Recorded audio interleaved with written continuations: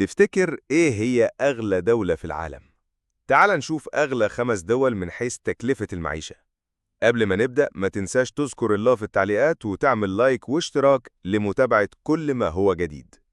رقم 5 النرويج.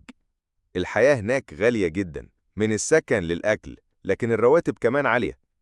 رقم 4 أيسلندا. حتى زجاجة مية هناك ممكن تكلفك أكتر من $2. رقم 3 سنغافورة. مدينة صغيرة لكن الأسعار فيها نار، خصوصا في الإيجارات والمطاعم. رقم 2 سويسرا. الرفاهية مش ببلاش، كل حاجة فيها أغلى من المتوسط العالمي بمرات. أما رقم 1 فالمفاجأة برمودا. جزيرة صغيرة لكن الأسعار فيها مجنونة، كيس رز ممكن يوصل $20. تفتكر لو معاك $1,000,000 تعيش فين؟ اكتب في التعليقات.